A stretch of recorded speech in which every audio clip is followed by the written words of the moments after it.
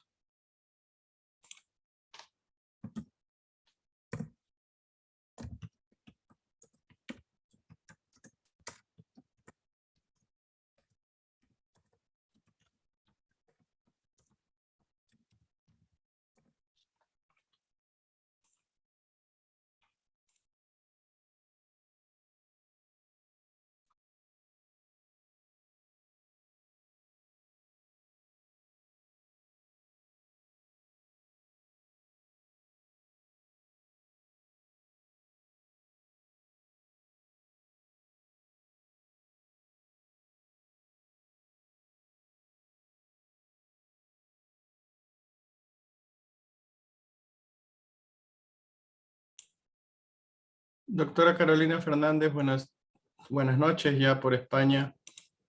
Hola, ¿qué tal? ¿Qué tal, Bruno? ¿Cómo estás? Tanto tiempo, bien.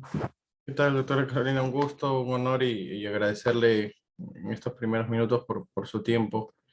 No, Aquí en Perú está un poco, comentarle en estos minutos un poco, bueno, bastante difícil la situación. Podría decir, entre comillas, porque no es grato para el país, pero entre comillas que es como que del mejor momento para hablar de legislación racional, porque ayer, casi a las 11 de la noche, el presidente decretó inmovilización social por un día, porque ha habido marchas y protestas, y por eso digo entre comillas, porque no es grato para el país, pero sí que el tema es propio para qué está sucediendo. Y justo hoy día, en nuestro país, que es una fecha bastante importante por recordar que sucedió un 5 de abril del año 92, un golpe y todo ello, es como, ¿qué momento? Se critica hoy al presidente, ¿qué momento para hacer eso? Un día, no ha sido una cuestión para pensar. Perdón, ¿qué significa exactamente la inmovilización social? Hoy desde las 2 de la mañana hasta Sí. las 11:59, las personas no deberían salir de su casa.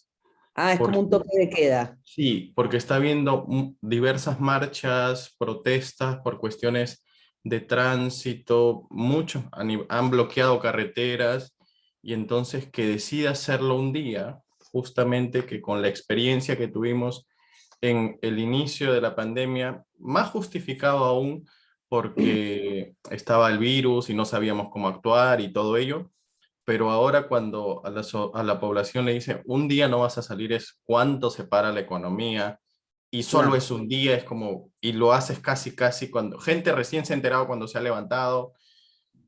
Entonces por eso digo que es Un día complejo.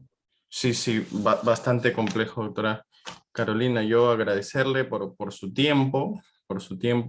La voy a presentar en estos momentos para la ponente, ¿sí? ¿Cómo no? Muy buenas tardes con todos. El día de hoy es un honor, es un lujo para la Facultad de Derecho de la Universidad Tecnológica del Perú contar con la presencia de la doctora Carolina Fernández Blanco. Ella es doctora en Derecho por la Universidad de Girona, abogada por la Universidad de Buenos Aires, máster por la Universidad de Columbia University, coordinadora del máster oficial en Derecho de Daños por la Universidad de Girona, que aquí me detengo un momento, para mí el mejor máster de años que pueda darse a nivel de hispanohablante, que he podido cursar, es muy bueno, lo recomiendo. Coordinadora del curso de especialización en bases para una legislación racional en la Universidad de Girona, profesora asociada en la Universidad de Girona e investigadora de la Cátedra de Cultura Jurídica de la misma universidad. La doctora Carolina Fernández Blanco nos va a disertar un tema bastante interesante y de suma trascendencia, como es una introducción a la legislación racional. Doctora Carolina Fernández Blanco, tiene usted 45 minutos a 1 hora, como usted lo considere pertinente, y luego 10, máximo 15 minutos para algunos comentarios o preguntas. Muchas gracias.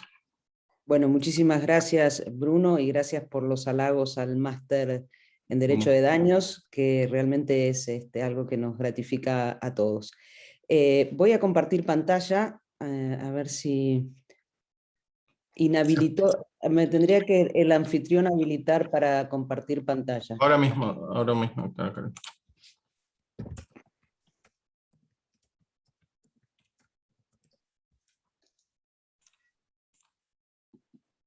Un segundo.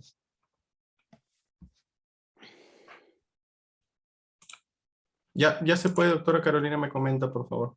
¿Cómo no? Sí, ahora sí se puede. Muchas gracias.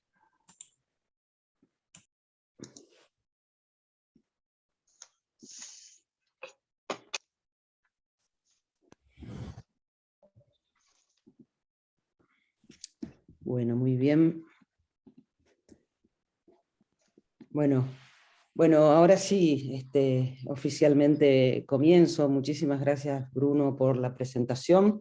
Lo que, como decía Bruno, voy a hacer es una presentación que es una introducción a la legislación racional, y como subtítulo, para hacerlo un poco más dinámico, le agregué el mapa de la jurisprudencia y el derecho.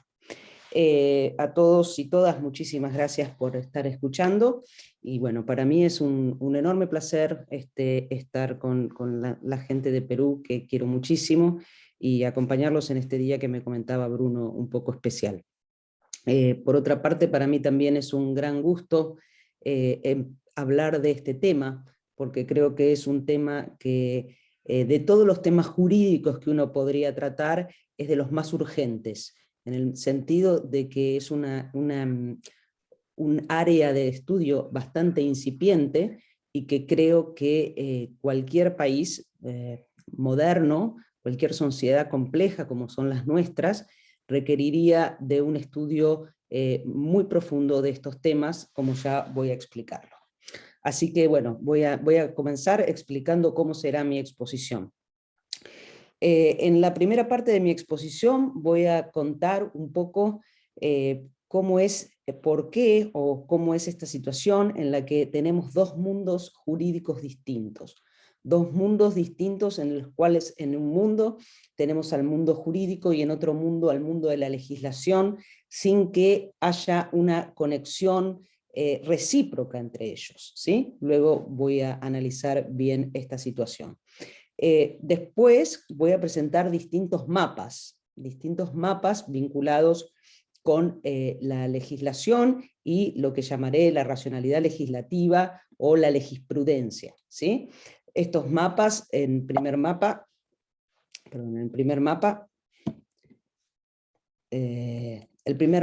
voy a presentar los 3 momentos de la legisprudencia y algunos aspectos regulativos, ¿sí? Cómo se vincula la legislación con su regulación. El segundo mapa es un mapa más complejo, y tal vez el que tiene mayor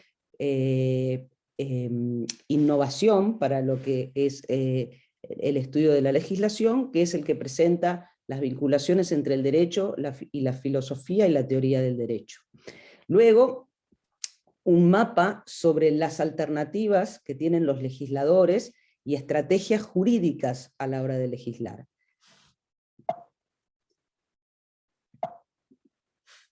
Un mapa siguiente sobre las relaciones jurídicas entre poderes del Estado, y luego un mapa combinado de todos estos 4 mapas anteriores, simplemente para tener un pantallazo de todas las posibilidades que nos da este campo de estudio, y finalmente, a modo de conclusión, un mapa de reflexiones finales. Empecemos un poco por esta división entre los dos mundos. Digamos que durante muchos años, durante mucho tiempo, el mundo jurídico integraba también de alguna manera, aunque tal vez no central, lo que es el estudio legislativo. De hecho, Aristóteles hablaba en algunos escritos de teoría legislativa, y Jefferson, por ejemplo, también mencionaba en muchas partes de su obra a la cuestión y a la teoría legislativa, y especialmente Jeremy Bentham, dedicó gran parte de su trabajo a la legislación. En algún momento que podemos ubicar entre el siglo XVIII y el siglo XIX, pareciera como Pangea, como nuestro mundo que antes era uno solo y se dividió. Y se dividieron el mundo jurídico del mundo legislativo. Esto ocurrió hay diversas explicaciones para dar cuenta de este divorcio, de esta esquizofrenia, si se quiere, ¿no? Porque obviamente para el mundo jurídico el principal insumo, el pan nuestro de cada día, como dice el prólogo de un libro sobre legislación racional, lo que es nuestro trabajo diario es el mundo legislativo. Y sin embargo, el mundo jurídico no tiene una flecha, o por lo menos no tiene hasta ahora, de manera ostensible, una flecha que retroalimente el mundo jurídico al mundo legislativo. Es decir, recibimos los insumos del mundo legislativo, pero el mundo jurídico se contenta con lo que recibe. No aporta nada, o en principio no aporta nada, vamos a ver que esto está cambiando, no aporta nada a la forma en que se construyen las leyes, ¿sí? Fíjense que prácticamente ninguna universidad del mundo latino, por lo menos, tiene un curso en el grado, y empieza a haber ahora algunos cursos de posgrado, sobre legislación. Esto no es tan así en las universidades americanas, que a raíz de la publicación muy exitosa de un libro que se llama Legislation, empezó a difundirse cada vez más la enseñanza de teorías de la legislación, y hoy prácticamente el 90% de las universidades tienen al menos un curso sobre legislación. En nuestras universidades esto todavía es una deuda pendiente. Ahora, ¿por qué se han separado estos mundos? Bueno, las explicaciones son variadas.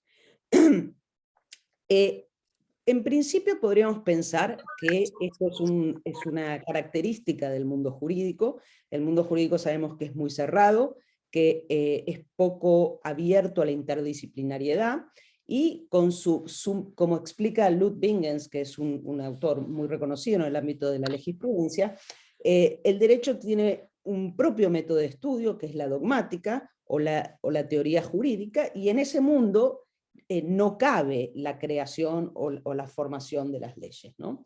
Y del otro lado también, por supuesto, la teoría desde la perspectiva legislativa, el legislador es un actor soberano dentro del espacio político y no puede estar limitado por el mismo tipo de reglas que limitarían a un juez.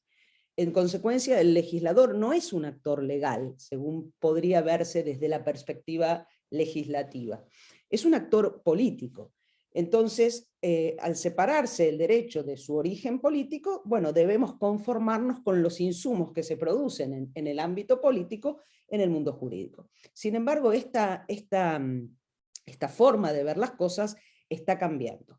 La otra explicación posible es que esta separación fue muy influenciada por el positivismo jurídico, ¿no? Porque como el positivismo jurídico no tiene demasiadas, o no tiene no sostiene que exista una relación entre moral y derecho, bueno, lo que haga el legislador está bien, ¿sí?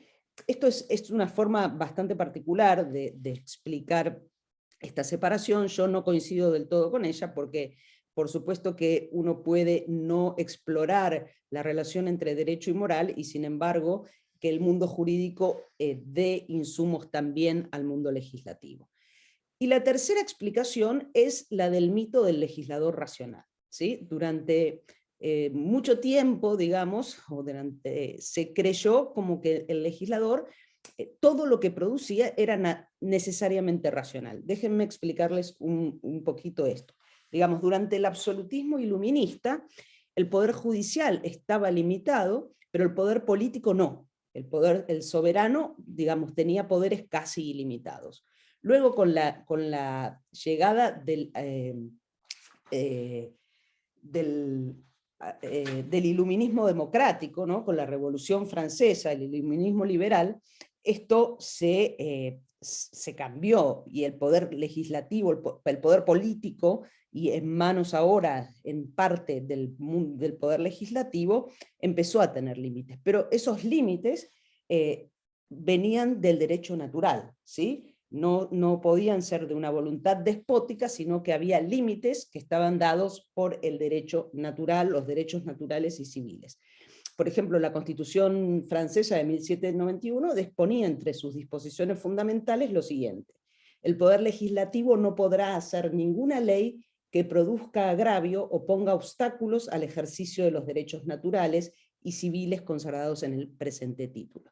Es decir, el legislador era soberano por representar a la voluntad política, pero estaba limitado también por la propia ley. Y por ello mismo, digamos, todo lo que no fuera en exceso de esa ley, o en exceso de la voluntad ciudadana, era necesariamente racional, ¿sí? El mito del legislador racional también estaba apuntalado, si se quiere, por una fe enorme que hubo en la codificación. Los códigos se presumían que eran exhaustivos y que perdurarían para siempre, de alguna manera. Bueno, todo esto sabemos que empezó de alguna manera por la evolución natural de las sociedades y la complejidad. La codificación no resultó más adelante lo que se pretendía a nivel durabilidad, ¿sí? Entonces, esto y otras cuestiones empezaron a hacer notar que el mundo jurídico podía también dar insumos al mundo legislativo.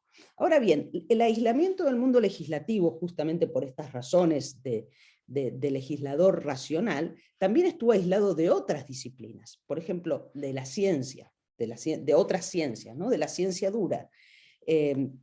Recién ahora el mundo legislativo está empezando a abrirse a lo que se llama la legislación basada en la evidencia, ¿sí? En donde científicos intentan dar insumos al mundo legislativo para que la producción legislativa tenga una fortaleza o una sistematicidad científica sólida, ¿sí? Bueno, entonces esta es un poco la explicación de la separación de los dos mundos, y aquí viene un poco la explicación de qué es la legislación racional o la legisprudencia. Teoría legislativa, legisprudencia y legislación racional son sinónimos en general, ¿sí? Entonces, una definición que a mí me gusta por lo concreta y sencilla es que la legisprudencia es un campo dentro de los estudios jurídicos dedicado a la investigación y la enseñanza de la teoría y práctica legislativa. Ni más ni menos, así de sencillo, ¿sí? Por supuesto que si quisiéramos tener una versión de la legislación racional, podríamos hacerla más interdisciplinaria, una versión más amplia de la legislación racional podríamos hacerla más interdisciplinaria, y que incluyera cuestiones de filosofía, cuestiones de ciencias, cuestiones de filosofía política, de ciencias políticas, etcétera, ¿sí? Pero por ahora me gustaría a mí, porque los mapas que voy a presentar son estrictamente jurídicos, ¿sí? No voy a poner en el mapa otras relaciones que no sean estrictamente jurídicas. Por eso esta definición de legisprudencia me resulta cómoda, me resulta útil para explicar lo que quiero contarles hoy, ¿sí? Pues entonces empecemos con el primer mapa. El primer mapa es... el primer mapa nos cuenta cuáles son los 3 momentos de la legisprudencia, y luego agregaré la cuestión de los aspectos regulativos. Bueno, habitualmente, al estudiar la legisprudencia o la legislación racional, dividimos la etapa, o dividimos las etapas en 3. más adelante van a ver que me voy a dedicar solo a dos, a la etapa legislativa y poslegislativa, pero lo cierto es que la actividad, la creación de las leyes empieza antes de que una ley tenga un ingreso formal al Parlamento, ¿sí? Cuando se detecta el problema, cuando lo que se llaman los grupos de interés comienzan a hacer sus peticiones, sus digamos, acercamientos al poder o a los grupos legislativos para promover sus intereses, y estos grupos de interés pueden ser grupos de interés expertos, que es lo que habitualmente se llaman los lobistas, o los expertos en cabildeo, pero últimamente también por esta situación en donde la participación ciudadana y los medios de comunicación, como las redes sociales también, hacen que la presencia de la participación ciudadana sea mucho mayor, últimamente también hay grupos de interés no expertos, ¿sí? Yo no sé si en Perú sucede, pero aquí en España y en Argentina cada vez hay más leyes con nombre propio, ¿no? La ley Antonella, la ley que son víctimas de alguna situación que se quiere corregir legislativamente, y son de alguna manera grupos de presión o grupos de interés no expertos que empiezan a incidir en la etapa prelegislativa. Aquí es donde la actividad política, en la etapa prelegislativa, es más abundante, o por lo menos tiene mayor presencia. Luego ya empieza la etapa legislativa propiamente dicha, que es probablemente una de las que más interés despierta para el estudio de la legislación racional. Y luego de la sanción de la ley, tenemos la legislación como producto, antes era la legislación como proceso, en donde ya estaremos en la etapa post-legislativa, ¿sí? Aquí lo que podemos aportar desde la jurisprudencia es algo menor, pero no es de ninguna manera irrelevante, ¿sí? Entonces, ahora veamos cuáles son los aspectos regulativos. De esto mucho no se ocupa la jurisprudencia, pero son áreas importantes de tener en cuenta o de estudiar si nos interesa la cuestión de la legislación racional. En la etapa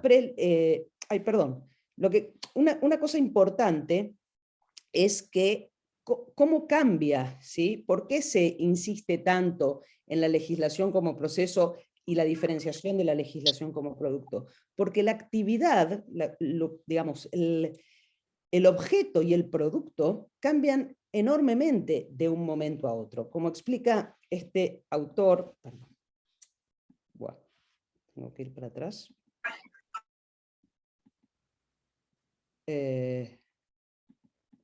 Como explica este autor, que se llama Cyrul, la característica dialógica del discurso parlamentario, luego de la sanción se transforma en un monólogo estático del texto legal. Las discusiones, los regateos y las opiniones encontradas desaparecen y son sustituidas por un punto de vista monolítico e institucionalizado. Es decir, pasamos de una actividad muy dinámica a una actividad completamente estática, ¿sí?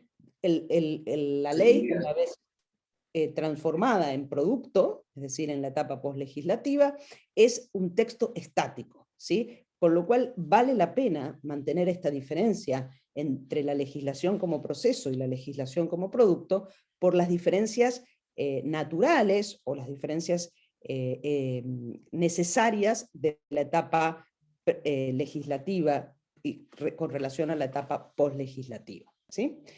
¿Cuáles son las cuestiones de regulación? Las cuestiones de regulación son las siguientes. En la etapa prelegislativa hay regulaciones o no del lobby. Hay países que optan por no regularlo, otros países que sí. Yo tengo entendido que en Perú hay cierta regulación de los intereses, pero no sé realmente cómo funciona en la práctica. Hay países que optan por regularlo y otros países que no optan por no regularlo. En la etapa legislativa, por supuesto, el derecho constitucional y el derecho parlamentario van a dar el marco de cómo es la regulación de la discusión parlamentaria, ¿sí? por ejemplo, cantidad de votos necesarios, cantidad de quórum necesario, cómo se componen las cámaras, qué tipo de tratamiento por comisiones debe haber, ¿sí? Entonces todo esto regula, entre el derecho constitucional y el derecho parlamentario, regulan la discusión parlamentaria. Y la discusión parlamentaria, para el estudio de la jurisprudencia, es de suma importancia. ¿Por qué? Porque lo que permita, ¿sí?, la discusión parlamentaria, lo amplia o estrecha que permita que sea, va a dar más posibilidad de justificación y de fundamentación en la etapa en la etapa legislativa de las cosas que nos interesan para entender que se están cumpliendo con algunos de los mandatos de la jurisprudencia. Bien, entonces pasamos al segundo mapa, ¿sí?, que es la jurisprudencia, la filosofía del derecho y la teoría del derecho. Vamos a seguir manteniendo la distinción en cada mapa entre la legislación como proceso y la legislación como producto, pero ya centrándonos en la legislación como proceso en la etapa legislativa. Y aquí, ¿qué cuestiones tenemos? Bueno, primero tenemos que pensar, digamos, desde la jurisprudencia o la legislación racional, lo que se entiende es que los parlamentarios tienen una obligación o un deber de argumentar y justificar, ¿sí? De la misma manera que los jueces tienen una obligación de fundamentar sus decisiones, entenderemos, ¿sí?, mutatis mutandi, porque las circunstancias de argumentación y justificación son muy diferentes, entenderemos que los legisladores tienen también una obligación de argumentar y justificar sus decisiones. Y estos deberes deliberativos deben ser responsables y sensibles, como dice Waldron, ¿sí? Entonces, vamos a entender que esta deliberación debe ser responsable y sensible, y que los parlamentarios tienen obligación de argumentar y justificar las propuestas y y lo que defienden como proyectos, ¿sí? Estamos en la etapa de la legislación como proceso. ¿Y qué es lo primero que van a plantear o que debemos esperar de los legisladores? Bueno, el tratamiento de los hechos. Y fíjense que aquí los legisladores, o la jurisprudencia, digamos, puede aprender mucho de lo que es el razonamiento probatorio, ¿sí? El razonamiento probatorio también tiene que probar ciertos hechos con otras características y con otra sistematicidad, pero el legislador que quiera llevar adelante una propuesta legislativa debería probar que los hechos que la ley intenta corregir o la ley intenta prevenir existen como tales. Y en este sentido, el tratamiento de los hechos es la primera cuestión sobre la que los legisladores deberían argumentar, y jurídicamente esto es posible porque tenemos ya la forma de razonar que se utiliza en los procesos judiciales al tratar la prueba de los hechos, ¿sí? Bien, la segunda cuestión sobre la que deberían argumentar los legisladores es sobre la eficacia, porque, bueno, una ley que no se cumpla demasiado sentido no tiene, ¿sí? Y además, porque sabemos o consideramos que la eficacia es precondición de la efectividad, es decir, del éxito para resolver los hechos que se quieren prevenir o solucionar. Entonces, una de las las dos cuestiones sobre las que deberían argumentar los legisladores son por qué la ley va a ser eficaz, por qué va a ser cumplida por los ciudadanos, y esto probablemente es el mayor obstáculo que tienen los legisladores, porque es muy difícil, toda la actividad legislativa es muy complicada, pero asegurar o poder prever que la ley va a ser cumplida es algo que es muy, muy complejo, ¿sí? Por supuesto que la jurisprudencia o la legislación racional tiene algunos modelos o algunas formas de mejorar estas predicciones, como por ejemplo tomar en consideración las normas sociales que pueden interactuar con las normas jurídicas, ¿sí? pero no son totalmente infalibles, de ninguna manera. Entonces yo, desde mi punto de vista, el problema de la eficacia es el principal problema con el que debe lidiar el legislador, porque es el que menos herramientas tiene para asegurar el éxito. De todos modos, lo que se requiere en esta parte de la legislación como proceso es simplemente una argumentación y justificación sobre por qué la ley que se propone o que se está votando, tal como está, sería eficaz, tiene probabilidades de ser eficaz. La segunda cuestión está vinculada con la efectividad.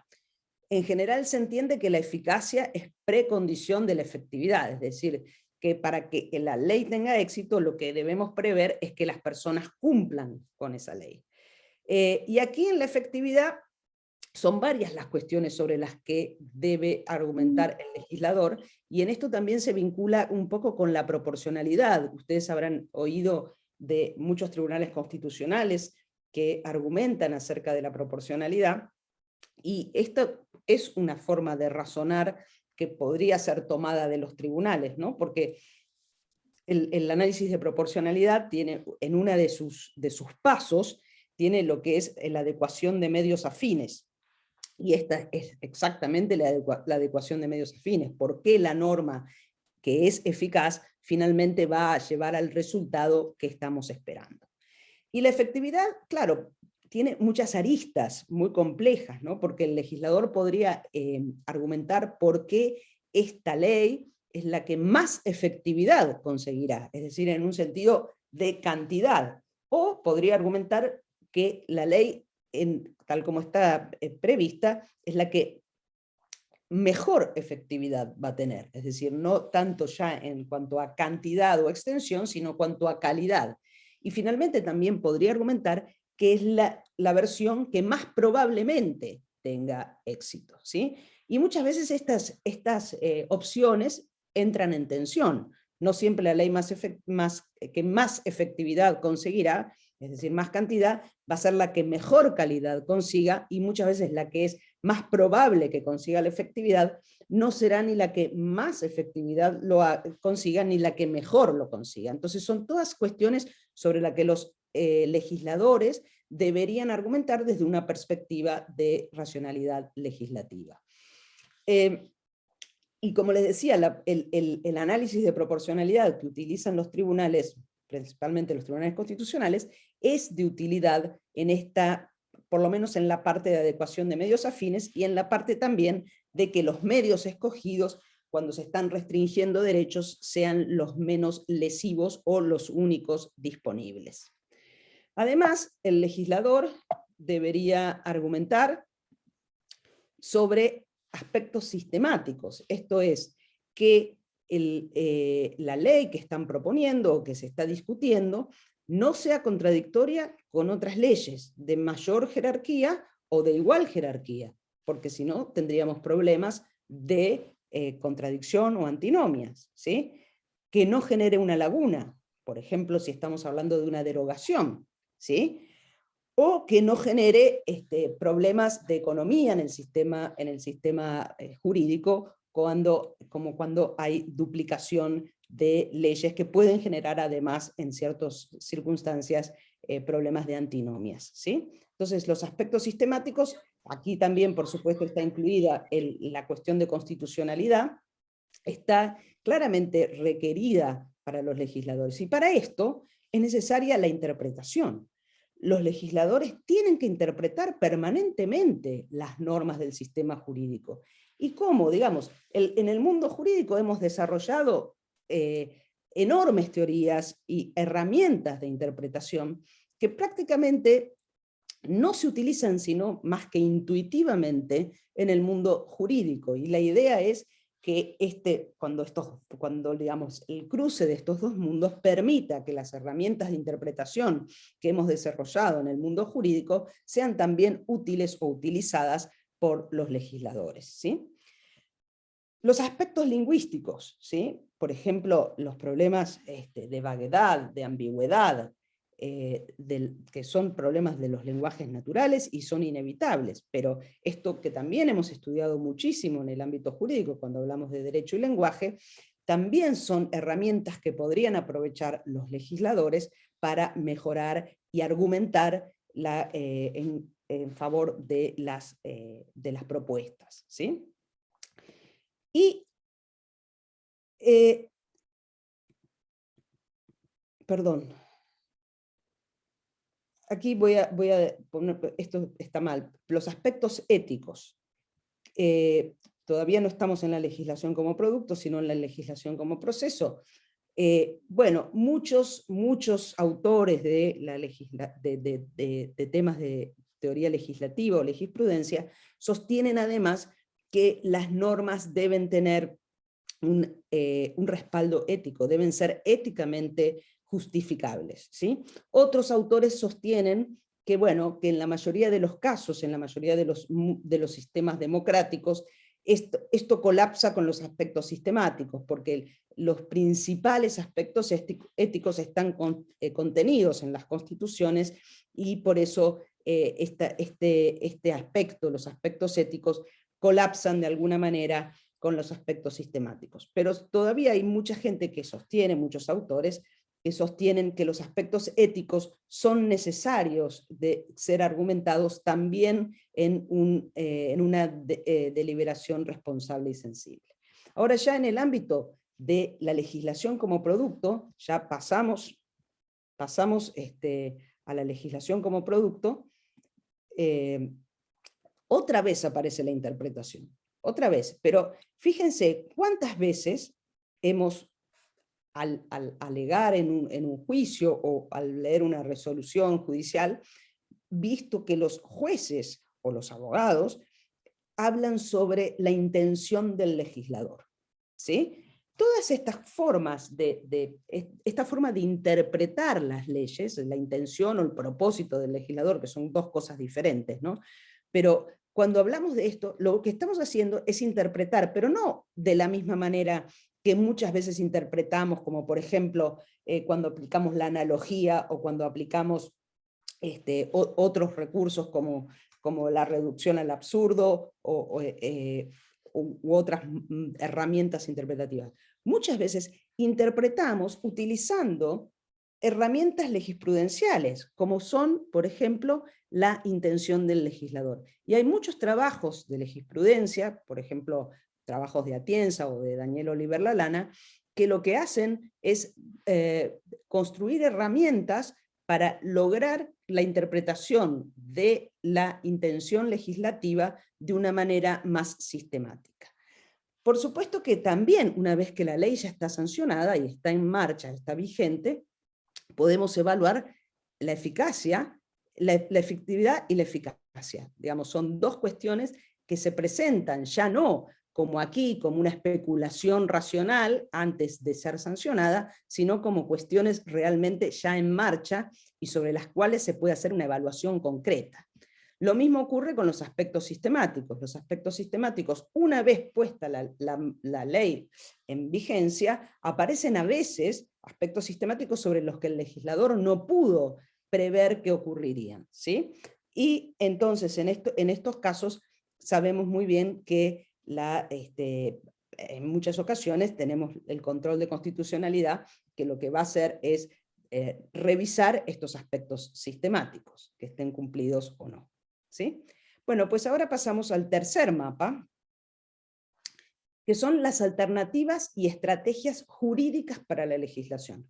Por supuesto que el legislador tiene un montón de estrategias ante sí, pues tiene estrategias políticas, tiene estrategias de tiempo, tiene estrategias de conveniencia, de oportunidad, pero respecto de las estrategias jurídicas para la legislación, hay un cúmulo de herramientas que también podrían beneficiar a la actividad legislativa y que provienen del mundo jurídico. Por ejemplo, el legislador puede decidir derogar, modificar o crear una nueva ley. Y cada una de estas alternativas tiene consecuencias importantes. Sabemos, por ejemplo, que la decisión de derogar una ley puede tener consecuencias en la creación de lagunas, ¿sí? por la conjunción de diversas leyes que por derivación forman una tercera, de normas que forman una tercera norma. Entonces, a veces, derogando una ley, una norma, se puede generar lagunas. También es importante desde un aspecto legisprudencial, hay como una, digamos, un objetivo legisprudencial o de legislación racional, que es intentar evitar la sobreabundancia legislativa. Sabemos que lo que hoy se llama la hipertrofia legislativa, esto es una cuestión a evitar. Entonces, hay veces que en vez de crear una nueva norma o una nueva ley, es mejor modificarla. Estas son todas estrategias que el legislador puede decidir, digamos, y que pueden estar claramente influenciadas por cuestiones jurídicas sobre las que debería argumentar el legislador. Estamos todavía en la etapa de la legislación como proceso y el legislador está argumentando, ¿sí? También otra de las cuestiones en las cuales puede argumentar es si crear incentivos o sanciones. Sabemos muy bien que la diferencia es importante y muchos expertos en legislación sostienen que la mejor forma es generar incentivos y no sanciones. Fíjense, por ejemplo, esta que aquí no está reflejada con las mismas palabras, pero recordando un poco las palabras de Bruno al inicio sobre el máster en Derecho de Daños, fíjense esta decisión del legislador. El legislador puede decidir mantener un régimen de culpa, ¿sí?, para cierta actividad, o pasarlo a un régimen de responsabilidad objetiva. Las diferencias son enormes, ¿sí?, y son estrategias jurídicas que sobre las cuales el legislador debería poder argumentar. Hay también una modalidad legislativa bastante moderna, que son las normas por objetivos o normas aspiracionales. Las normas por objetivos simplemente dicen cuál es el objetivo, ¿no? El objetivo es que se disminuyan las emisiones de gas, pero no nos dice cómo hay que hacerlo, ¿sí? Entonces, deja un poco la norma más abierta a la propia responsabilidad de los participantes, es decir, de los ciudadanos. Y las normas aspiracionales son muy similares y, digamos, son formas de legislación que están, digamos, en boga actualmente y que reemplazan a la típica norma por comando que va digamos, a generarse a través de incentivos o sanciones, ¿sí? Finalmente, otra de las posibilidades es el nudge. No sé si han oído hablar sobre el nudge.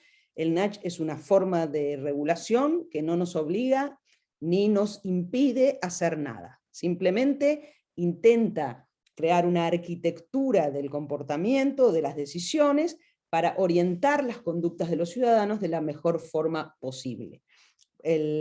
No sé si esto está en discusión en Perú, pero en muchos países de América Latina en donde se está discutiendo el etiquetado frontal de los alimentos, ¿no? Esto es un claro caso de nudge. La norma no nos impide comprar alimentos que sean malos para la salud, nocivos para la salud, simplemente nos indica de una forma bastante importante que estos alimentos son de grasas saturadas, altos en sal, altos en azúcar, etcétera, etcétera. Y es el propio consumidor el que decide comprar o no ese alimento. Otro típico caso de nudge es las etiquetas de los cigarrillos, que tienen estas fotos en muchos países en donde se muestran los resultados de los fumadores, etc. Entonces, estos son alternativas que tiene el legislador, y por ejemplo, el nudge es en este momento un objeto de una enorme discusión filosófica, que da un montón de posibilidades a los legisladores para discutir. También el legislador puede echar mano al derecho comparado, e incluso a los trasplantes normativos, ¿no? Para esto, las herramientas que puede darle el derecho son enormes, porque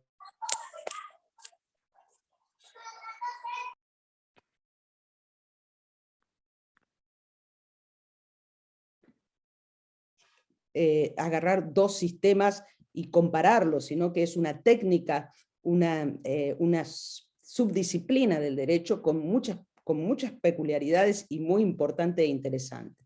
Sabemos también que los trasplantes normativos no muchas veces funcionan, entonces cuando hay también todo, digamos, dentro del derecho comparado, unos desarrollos sobre cómo deben ser los trasplantes normativos, de lo cual se podría beneficiar enormemente una discusión legislativa. Además, tenemos la cuestión de la legislación basada en la evidencia jurídica. Esto es, por ejemplo, sabemos hoy en día que la evidencia jurídica dice que la pena de muerte no tiene efectos disuasorios, ¿sí? Bueno, entonces una legislación basada en la evidencia jurídica debería promover, ¿sí?, la derogación de la pena de muerte. Esto, por supuesto que la legislación racional debe contar con el límite que le imponen las necesidades políticas, ¿sí? Entonces la idea es, como lo voy a decir más al final, que esto esté de algún modo superpuesto de la mejor manera posible, pero sabemos que muchas veces no se puede tomar decisiones únicamente basadas en la evidencia jurídica, porque aún con legisladores muy bien intencionados, la situación política o el contexto político no permite. Y luego, hay una cosa que sí es muy importante, que es el uso de la evidencia científica para la legislación. Todo esto, digamos, en los últimos años con el COVID y la pandemia, fue muy importante cómo la evidencia científica tiene una importancia enorme en la legislación. Estas dos cosas evidentemente no son estrictamente jurídicas, pero hoy en día se considera que una legislación no es racional si no usa la evidencia científica cuando está disponible y cuando es atinente al tema, si no usa la evidencia científica para legislar. En este sentido, quiero comentar dos casos del uso de la evidencia científica para la legislación. Uno es el caso del Reino Unido, que tiene una oficina que se llama POST, P-O-S-T, en donde proveen de información. Fernández, pero lo que hay que resaltar de esta...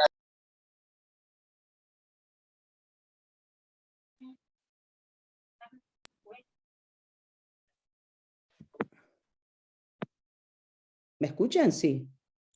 Sí, doctora. Sí, doctora. Sí, vale. Entonces, les decía que esta oficina que se llama POST como el correo, ¿sí?, que trabaja con el Parlamento británico, provee permanentemente de información científica a la legislación. Y en España hay ahora también un grupo desde hace unos años que se llama Ciencia en el Parlamento, que también han logrado incorporarse de alguna manera al Parlamento institucional y que también proveen de evidencia científica para legislar. En este mapa no tenemos cuestiones posteriores a la sanción de la ley. El último tema que me queda por comentar es otra estrategia jurídica que tiene el legislador, que es la legislación simbólica. No sé si han oído hablar de la legislación simbólica. Es cuando el legislador, lo voy a decir de una forma que yo no coincido exactamente con esta definición, pero es la forma más fácil de comprenderla. Es cuando el legislador dicta normas que sabe que no se cumplirán, y las dicta simplemente para satisfacer una petición popular o alguna demanda urgente y mostrar como que está ocupándose de los temas. Esto es una forma muy elemental y muy resumida de definir a la legislación simbólica, y está muy discutido si la legislación simbólica es racional y razonable. La mitad de los pensadores dicen que en algunas circunstancias sí, y otra mitad piensa que en general no, especialmente cuando la legislación simbólica se dicta en el ámbito del derecho penal.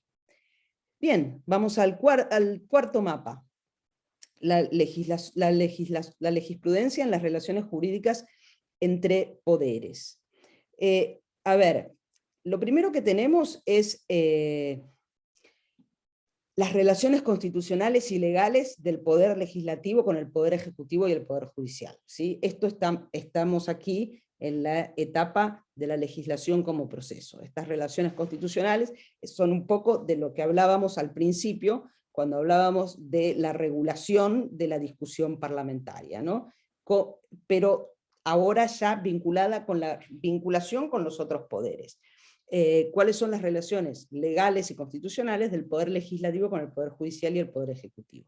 Ahora bien, ya entrando en aspectos más precisos de la legislación racional, tenemos una cuestión que es la reglamentación y la implementación de la ley. Y aquí yo puse un símbolo como de reciclaje, porque todo lo que dijimos anteriormente, ¿sí?, sobre los aspectos de la eficacia, de la efectividad, de la proporcionalidad, e incluso para los que entienden que no colapsa con la cuestión sistemática, incluso la cuestión ética, se vuelven a reproducir en el momento de la reglamentación e interpretación de la ley. Si bien la deliberación y la justificación no es pública en el momento en donde el Poder Ejecutivo reglamenta e implementa una ley, sí podemos exigir, ¿sí?, que como resultado, ¿sí?, es decir, en lo que sería la reglamentación como producto, ¿sí?, cumpla también con esos requisitos de racionalidad que le exigíamos antes al legislador. Por eso aquí puse un símbolo como de reciclaje, en el sentido de que otra vez podemos volver a implementar estos insumos del ámbito jurídico en el momento en que el Poder Ejecutivo reglamenta la ley. Además, el Poder Ejecutivo muchas veces, no siempre, porque hay veces que la evaluación viene del propio Poder Legislativo o de organizaciones externas, muchas veces el Poder Ejecutivo tiene la posibilidad o la función de evaluar las leyes. La evaluación post-legislativa es muy importante. ¿Por qué? Porque es la que nos va a permitir dar cuenta de si la ley es eficaz y es efectiva, ¿sí? Y esto es esencial para que si la ley no es eficaz y no es efectiva, haya una revisión de la ley, digamos, que sería lo ideal, para que la ley sea efectivamente cumpla con estos dos requisitos, que para muchos autores la eficacia y la efectividad son los indicadores de calidad de una ley más importantes, ¿sí? Por otra parte tenemos el Poder Judicial. En primer lugar tenemos el control de constitucionalidad clásico, procedimental o sustantivo, pero que en realidad no es una cuestión lejurisprudencial propiamente dicha, ¿no? Es una cuestión de relaciones constitucionales y legales entre los poderes. Luego, y esto sí es una cosa que es muy importante y que se está dando en los últimos tiempos, es el control judicial del proceso de deliberación legislativa o de su justificación. Esto es muy importante porque es algo nuevo y que en Perú ha tenido también un caso muy importante en donde se ha dado. El Poder Judicial ya no controla la constitucionalidad o la legalidad de la norma. Lo que está controlando el Poder Judicial es la deliberación, el proceso deliberativo o el proceso de justificación. Hay casos en el Tribunal Europeo de Derechos Humanos, en el Tribunal Constitucional alemán, y en Perú, este caso de 2018, que tal vez seguramente lo conocen, pero que esta parte justamente es la que nos interesa, porque es exactamente el control de la deliberación legislativa, ¿no? Dice el Tribunal Constitucional: la ausencia de informe de comisión fue admitida en otros casos, por el importante margen de deferencia que en un Estado constitucional debe gozar el Congreso de la República. Sin embargo, cuando este mecanismo es empleado con el propósito de efectuar trascendentales reformas que inciden en la esencia misma de nuestra Constitución, debe demandarse un importante nivel de deliberación, aspecto que no se ha advertido en este caso. Esto es el caso cuestión de confianza y crisis total de gabinete de 2018. Fíjense que el control judicial no está diciendo aquí que la norma es inconstitucional, está diciendo que debe demandarse al legislador un importante nivel de deliberación para tomar una decisión así, ¿sí? Entonces, esto es claramente una cuestión nueva en donde los mundos están coincidiendo, están siendo, se están yuxtaponiendo de alguna manera. Y después hay otras formas de control por parte del Poder Judicial, como el control de constitucionalidad débil, que por ejemplo países como Nueva Zelanda o como Canadá lo tienen implementado, en donde no hay una declaración de inconstitucionalidad de una norma o de una ley, sino que lo que hace el Poder Judicial es tener un diálogo, crear un diálogo con el Poder Legislativo para adaptar estas normas o para proponer una interpretación acorde a la Constitución, ¿sí? Esto sería un sistema de control de constitucionalidad débil, en este sentido también algo tiene España, y que genera un diálogo interpoderes. Bueno, pues ahora aquí tenemos el mapa total, ¿sí? Todos los aspectos que he mencionado anteriormente, con sus colores, están todos juntos. No me voy a detener en esto, es simplemente para que lo visualicen y sepan, digamos, todas las posibilidades de interacción entre la jurisprudencia y el derecho que podemos explotar. Y finalmente, y creo que voy a llegar a la hora justo, 3 reflexiones finales, porque sabemos que los mapas hoy en día no solo son estáticos, sino que nos muestran también los obstáculos que se presentan en el camino, y entonces 3 desafíos en la ruta de la jurisprudencia.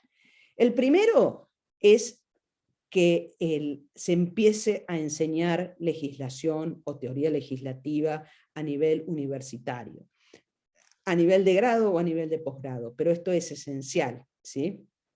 No podemos seguir formando abogados que no tengan ninguna noción sobre legislación. El segundo desafío es lograr que dialoguen de verdad el poder legislativo con el derecho y con la jurisprudencia. Es decir, que no solo esto se quede en una cuestión académica, sino que haya un efectivo desembarco en el buen sentido, un efectivo intercambio entre la academia y el poder legislativo.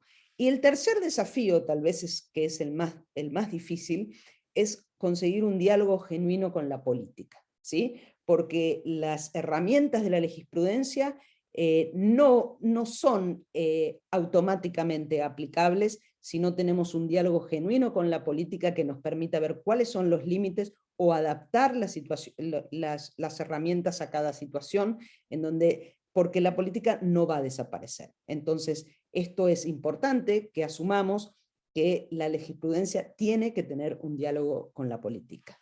Y con esto me despido, espero sus preguntas, muchas gracias por la atención, y aquí tienen, les dejo mis datos por si alguien estuviera interesado en escribirme por más información, o seguirme en Twitter, donde básicamente lo único que hago es información de racionalidad legislativa y otros temas académicos. Así que desde ya, muchísimas gracias por la atención. Voy a dejar de presentar la pantalla. Muchísimas gracias, doctora Carolina Fernández Blanco. Considero que ha sido una ponencia extraordinaria. A mí me ha fascinado. Como ex estudiante del curso de especialización en legislación nacional, me emociona mucho esto, me encanta seguir aprendiendo. Yo tengo algunos comentarios, pero vamos a dejar primero siempre las preguntas de los participantes. Si hubiera alguna con mano levantada o con el chat, estoy atento, por favor. Una mano levantada, chat. Tenemos una de Diana Portal. Estimada Diana. Muchas gracias, Bruno. Muchas gracias también a la profesora Carolina Fernández, muy ilustrativa, concisa. Para mí que es una novedad este tema, nunca había tenido la oportunidad de escuchar. Ha sido bastante ilustrativa y me está dando mucha motivación para profundizar en este tema tan importante. Mi pregunta a profesora Carolina es un poco más general desde mi mi desconocimiento de esta rama tan importante, creo que apunta a una rama del derecho muy importante, es cómo evalúa estas críticas que en general yo trabajo mucho el tema de violencia contra las mujeres, es mi especialidad, y siempre hay la crítica de el derecho es el derecho, es normativo, es positivo, racional, y cuando hay desde esta temática más, digamos, compleja, cuando hablamos de violencia contra las mujeres, el acercamiento de otras disciplinas, como la sociología, la antropología o el enfoque de género mismo, hay esta crítica de dejar de lado estas disciplinas. Entonces, mi pregunta más es desde la legislación racional, donde usted coloca esta aproximación que se hace de otras disciplinas desde la academia, ¿cómo se podría colocar este diálogo también cuando hay la creación normativa para el tratamiento de casos de violencia contra las mujeres en nuestro país? Que muchas veces hay estas salidas más populistas del uso de la cadena perpetua o de incluso de la pena de muerte, o nos salimos del sistema interamericano. Un poquito por ahí va mi aproximación, me gustaría escuchar sus reflexiones, gracias. Vale, bueno, muchas gracias. ¿Contesto, Bruno? Sí, doctora Carolina, adelante, por favor. Mira, Diana, te digo una cosa, el tema de la violencia de género está dando muchos problemas a nivel legislativo, a nivel mundial. Creo que hay muchas cuestiones involucradas, como tú dices, problemas interdisciplinarios o necesidad de soluciones interdisciplinarias, y creo que justamente es un caso importantísimo en el cual podría las cuestiones de racionalidad legislativa ser muy importantes para una toma buena de decisiones. En muchos casos lo que se apunta es a la legislación simbólica, porque lo que se hace es simplemente proponer medidas legislativas o reformas legislativas que calmen, digamos, el clamor de leyes más justas en este sentido, y que finalmente no van a tener ninguna influencia, no van a ser efectivas ni eficaces ni efectivas, ¿sí? Entonces creo que este es un gran, sería un gran laboratorio para la legislación racional, que digamos, que los parlamentos tuvieran la capacidad de no huir o no escapar por el lado de la legislación simbólica, y por el otro lado de escuchar a otras disciplinas, ¿no? Hay también problemas, por ejemplo, cuando se intenta probar el odio, la prueba del odio. Es muy difícil. Esto es un problema clarísimo de legislación racional, ¿no es cierto? Y creo que sería un aporte enorme para la legislación lo que pudiera provenir de la legislación racional. Otro problema grave que yo no lo he tocado, porque en general se entiende que lo que es racionalidad legislativa o legislación racional no es lo mismo que la técnica legislativa, ¿sí? O que lo que se llama legística, ¿sí? Entonces, las cuestiones de violencia de género han tenido también enormes problemas de técnica legislativa. No sé si he dado respuesta. Sí, muchas gracias. De nada, Muchas gracias, doctora Carolina Fernández. Hay dos preguntas de Jan Solís y Milagros Gutiérrez. Estimado Jan, por favor. ¿Cómo está, doctora? Muy buenas tardes. Gracias por la oportunidad. Con referencia a la legislación que se viene dando en el país, lo que usted mencionó, ¿no? La legislación simbólica, muchas veces esta idea se ha aplicado específicamente con la creación de nuevos distritos, por ejemplo, ¿no? Cosa que en la práctica, pues, al derivarlo a la formulación de la PCM, ha quedado obsoleta, y hay muchos, y es más, inclusive el mismo Ejecutivo ha formulado denuncia constitucional frente a ello. Entonces, ¿estaría enmarcado también dentro de una legislación simbólica el crear distritos a diestra y siniestra sin tener en consideraciones los aspectos técnicos? Mira, sabes que no conozco el caso, no sé cuál sería el objetivo de crear distritos a diestra y siniestra. No, por eso te digo, no te puedo dar una respuesta categórica porque no lo sé. Lo que sí te puedo decir es, por ejemplo, algunas características de la legislación simbólica, ¿no? Por ejemplo, su falta de eficacia, tanto o de aplicación, los jueces no la aplican, o las personas no la cumplen, o las dos cosas, ¿sí? O, por ejemplo, su falta de efectividad. La ley está, se cumple, pero no tiene los resultados para los que ha sido creada, ¿sí? Y esto, digamos, es un claro caso de irracionalidad, pero muchas veces no se derogan o se sancionan respondiendo a un efecto secundario, a una cuestión simbólica, ¿sí? Es más importante su explicación secundaria que digamos, lo que sería el cumplimiento de la norma o lo que la norma dice, ¿sí? Su razón subyacente estaría por sobre lo que la norma dice y que debería cumplirse y lo que debería lograrse. Esto es una explicación muy elemental también de qué es la legislación simbólica, pero tal vez te puede dar cuenta para ayudar a pensar si efectivamente lo de los distritos que me planteas, que no conozco, es o no es legislación simbólica. Gracias, doctora. Turno de Milagros Gutiérrez. Sí, gracias, doctor Bruno. Gracias, doctora Carolina, por su ponencia.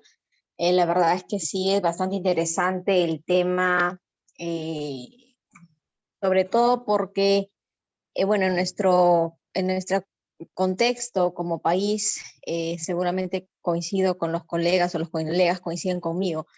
Hay muchas leyes, muchas normas que son ineficaces y pues tenemos acá un problema del el clamor popular, ¿no? Básicamente esa es alguna de las motivaciones con que los legisladores llegan al Congreso. Entonces hay evidentemente una falta de, me parece, de conocimientos, capacidad para emitir las normas. En sí, en nuestro país básicamente creo yo que es una legislación básicamente simbólica, ¿no? Teniendo en cuenta los resultados y el contexto en el que se desenvuelve actualmente en nuestro país. Y de ese punto, a manera de introducción le comento y justamente ahí voy con la pregunta. ¿Cómo podríamos concretar el apoyo de la academia para incluir dentro del desarrollo de proyectos de normas y dentro de lo que son las motivaciones para crear normas, esta legislación, estos criterios para emitir leyes racionales? Y bueno, no logré alcanzar a escuchar, ¿hay algún criterio o cuáles son los criterios para poder emitir ese tipo de normas? Y por otro lado, nuevamente le señalo la pregunta, ¿de qué forma se podría concretar esta legislación racional, ¿no? ¿Cuál sería un método, una estrategia para empezar, ¿no?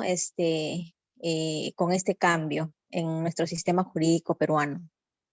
Mira, yo te diría que el primer paso es lo que estamos haciendo hoy, ¿no? Empezar a entender y conocer qué es la legislación racional entre abogados, entre estudiantes de derecho, entre personas que están en la formación de posgrado, y de esta manera, así como hace 10 años nadie hablaba de razonamiento probatorio, y de hecho era un tema excluido del derecho, ¿sí? Prácticamente, hoy por hoy casi todos los tribunales, al resolver o al sentenciar una cuestión que tiene cuestiones de hecho, utilizan el razonamiento probatorio.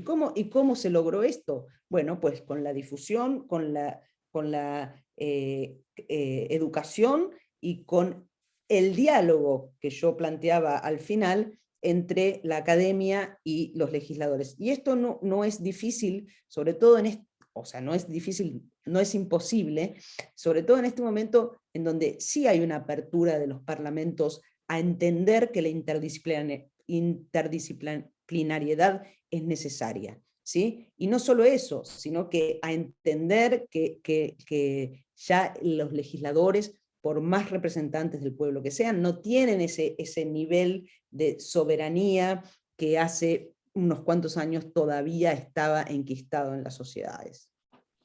Gracias. Una última pregunta de Wilmer Molina. Muchas gracias. Bueno, le agradezco a la ponente por la excelente exposición. De hecho, estos mapas nos abren un criterio. En alguna oportunidad había leído un libro sobre legisprudencia, y a la hora que se está exponiendo, se habla sobre el tema. De hecho, en estos momentos se acaba de escuchar la representación del pueblo, ¿no? La representación social. O en todo caso, bueno, que son distintos conceptos, pero la representación social. Pero a nivel parlamentario y en legisprudencia, entiendo, bueno, me corrige si me estoy equivocando, se habla de la legislación de interés privado. ¿Y qué importancia tiene el análisis de este concepto para entender justamente la producción de normas, ¿no? De este interés que yo creo que es más palpable en nuestras sociedades, ¿no? Los representantes, más que representantes sociales, son representantes de intereses, digamos, bueno, quizás es muy discutible decirlo, pero muy particulares, ¿no? Esa era mi pregunta. La importancia del enfoque del estudio de la legislación de interés privado para la legisprudencia. Gracias. No, gracias a ti, Wilmer. Mira, yo creo que es un tema súper interesante y súper pendiente hacer un estudio empírico serio sobre cómo funciona la regulación del lobby en distintos países y qué es lo mejor, digamos. Cuando yo estudié por primera vez los temas de legislación, me acuerdo que el caso que se estudiaba era el de Estados Unidos, en donde una buena ley de lobby, una buena ley para regular el lobby y hacerlo estrictamente transparente, y qué sé yo, logró que efectivamente, digamos, los intereses privados cuando llegaban al Parlamento fueran transparentes, ¿sí? Entonces, hay países que temen a la regulación del lobby. Yo creo que primero que hace falta un estudio serio y empírico sobre esto, y por otra parte, debo decirte que no estoy tan segura de que todas las leyes respondan a intereses privados. Yo soy un poco más optimista en el trabajo de los parlamentos, ¿sí?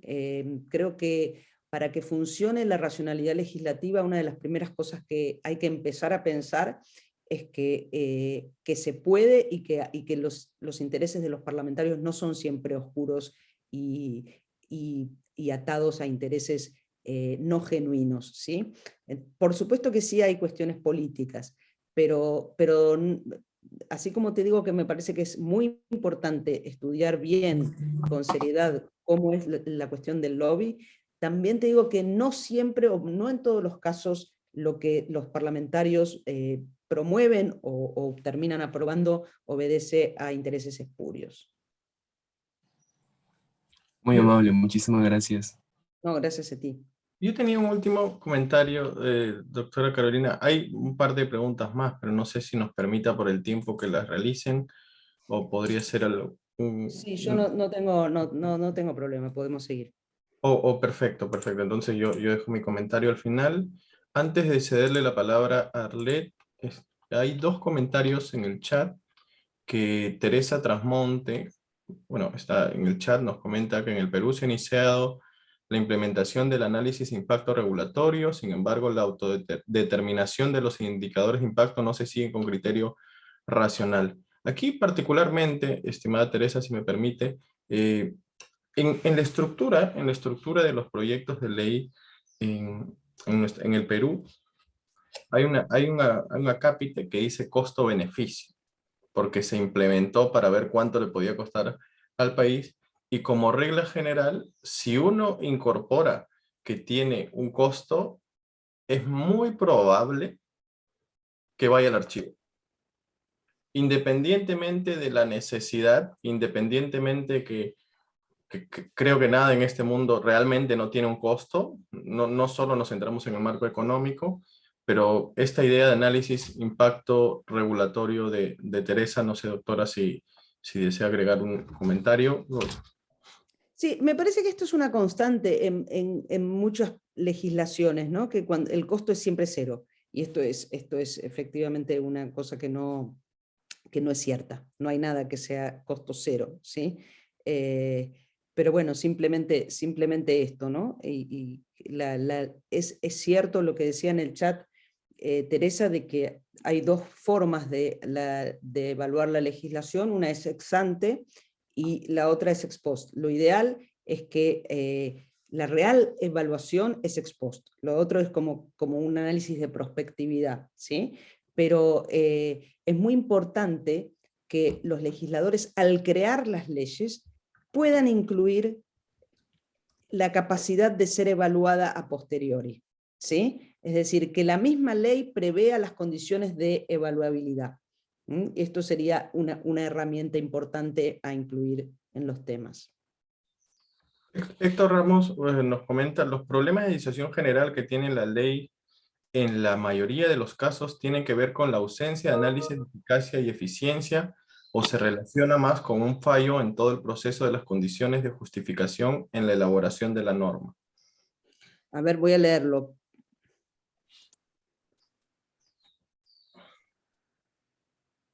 Justiciación es justificación, correcto. Yo creería que son las dos cosas, porque el análisis de eficacia y efectividad, no tanto de eficiencia, que es una relación entre costos, de costo y beneficio, pero de efectividad, que es el éxito, es parte de la justificación que tiene que incluirse en el momento de la deliberación parlamentaria, ¿sí? Entonces, evidentemente, yo creo que los problemas de eficacia y efectividad son los dos grandes problemas, como señalaba alguna pregunta anterior, son los dos grandes problemas en general, por lo menos en las democracias latinoamericanas, ¿no? Y esto, digamos, que debería ser especial objeto de justificación por parte de los parlamentarios, pero es parte de lo que tienen que justificar. Muchas gracias. Héctor, y te saludo, que has sido alumno también. Muchas gracias, doctora Carolina. Arlet, Arlet Alejandra. Sí, al igual que los compañeros anteriores, agradezco la exposición. Mi pregunta es, teniendo en cuenta la definición de la legislación simbólica, a primera vista algunos podemos percibirlo como algo incorrecto. Entonces, sabiendo que hay una parte que está de acuerdo y la defiende, ¿qué argumentos presentan? Bueno, gracias. La pregunta es complicada y es interesantísima. Mira, por ejemplo, velocidad máxima en una carretera 120 kilómetros por hora. El legislador sabe que no va a cumplirse con 120 kilómetros por hora. Sin embargo, sabe que está transmitiendo un mensaje suficiente de peligrosidad en esa carretera, ¿sí? Con lo cual, el conductor, si bien no cumple con la norma, ¿sí?, presta otras atenciones, tiene otras, otro deber de diligencia mayor que hace que efectivamente se reduzcan los accidentes. Esto sería una norma no eficaz, pero efectiva, ¿sí? Y este es un caso en que muchos autores tratan como de legislación simbólica. Uno puede no coincidir con esto, ¿no? Otras cuestiones de legislación simbólica que muchos autores ven como correcta, ¿no? O como correcta o como potencialmente aceptable. Cuestiones que en la sociedad cuesta empezar a discutir, ¿no? Por ejemplo, temas ambientales. Mucha legislación ambiental no fue eficaz y efectiva durante mucho tiempo. Sin embargo, la propia emisión de este tipo de normas empieza a generar una concientización, un mensaje político de que esto importa, ¿sí? Y con el tiempo se puede ir mejorando como para lograr el objetivo final, ¿sí? Estas serían las dos formas o más importantes de justificar la existencia de legislación simbólica. Por supuesto que es muy difícil de justificar esta legislación cuando estamos en el ámbito penal, ¿sí? Y es donde más se produce. Entonces, en ciertos ámbitos, cuando el legislador intenta introducir un tema nuevo en la sociedad para la aceptación, para generar un consenso, ¿sí? Hay veces que la legislación simbólica, para quienes entienden que tiene un nivel de racionalidad o que no siempre es irracional, está justificada. No sé si te he explicado bien, Arlette. Sí, entiendo. Muchas gracias. Nada. Muchas gracias. Tenía la mano Rafael López, no sé si va a preguntar. Sí, buenas tardes con todo, buenas tardes, doctora. Buenas Agradecer tardes. de antemano su ponencia, muy interesante, que nos hace reflexionar bastante para conocer también otros sistemas jurídicos, ¿no? Lo que debería ser. Quería comentarle sobre, bueno, en nuestro país, en Perú, nosotros tenemos, como mencionaban los compañeros, leyes que a veces son de carácter pues más populista, que no son técnicas. Y bueno, nuestro país tiene nuestro sistema legislativo tiene una característica muy fundamental que es monocameral, ¿no? O unicameral. No somos bicamerales como España, como Argentina, donde tienen pues al Senado, ¿no? Como segunda instancia. ¿Usted cree que eso influye bastante en la calidad de las leyes? ¿O conoce otros casos en la que son unicamerales y funciona a la par igual que un bicameral? Mira, yo creería que lo de la bicameralidad tiene más que ver con la distribución territorial política, ¿no? Países más federales como Argentina, en donde necesitan una representación de ciertas regiones, o como en España que rige la autonomía, también tiene algún sentido el Senado. Sin embargo, también he leído, digamos, muchas posiciones, no tengo una clara posición al respecto, pero he leído muchas versiones de estudiosos, sobre todo de ciencias políticas, en donde dicen que el Senado prácticamente hoy por hoy, especialmente en España, tiene muy poco sentido y muy poco peso en la toma de decisiones parlamentarias. Es como que el fuerte de la discusión es en diputados, lo que sí, y digamos, el Senado tiene muy poca importancia a nivel de toma de decisiones legislativas, ¿no? Por ejemplo, en España sí, el Senado es el que ha decretado, por ejemplo, el artículo 155 en Cataluña, pero esto no son decisiones legislativas propiamente dichas, sino son más decisiones de urgencias políticas constitucionalmente aceptadas, ¿no? No sé si he respondido, Rafael, a tu pregunta. Sí, doctora, muchas gracias. De nada. Muchas gracias.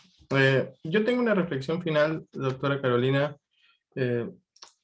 Agradecerle su tiempo, mucho por su tiempo, estas preguntas y todo, y muy gentil por quedarse todos estos minutos, le agradezco.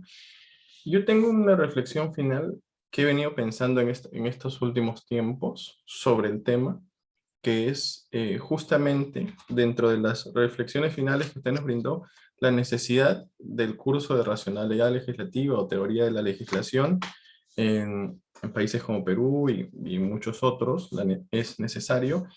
Y pensaba en lo siguiente, es como una estructura que tengo breve. Si uno exige racionalidad legislativa, me pongo a pensar qué es lo que se puede exigir al ciudadano. Parto desde las elecciones, porque aquí en Perú uno pregunta ¿por qué vota? ¿O por quién vota? Entonces, primera respuesta se tiene, voto porque me multan. Y luego es, voto por quien me caiga bien. Pero no hay mucha exigencia y la normativa tampoco es tan exigente. Y brevemente lo resumo. para ser parlamentario, 25 años, tener derecho de sufragio y ser peruano de nacimiento. No se requiere más. En el ámbito para el presidente de la República, los mismos requisitos, solo que 35 años. Pero en el máximo instancia del Poder Judicial en el Perú, tienes que tener experiencia, 10 años en la Corte Superior o 15 años como docente, y es mucho más exigente. Y cuando uno habla que si partimos de los requisitos que se exige a un parlamentario o a un presidente o a un ministro, se ha escuchado el argumento que eso es discriminatorio para las personas que no tienen posibilidad de los estudios. Y el resultado, en alguna medida, se ve cuando ingresan a ser legisladores, porque dentro de sus funciones está legislar, pero tienen un curso muy breve de capacitación de lo que tienen que hacer como legisladores, y a partir de ahí surgen proyectos de ley que he podido revisar que siquiera tenían exposición de motivos. Esta es mi estructura y lo presento.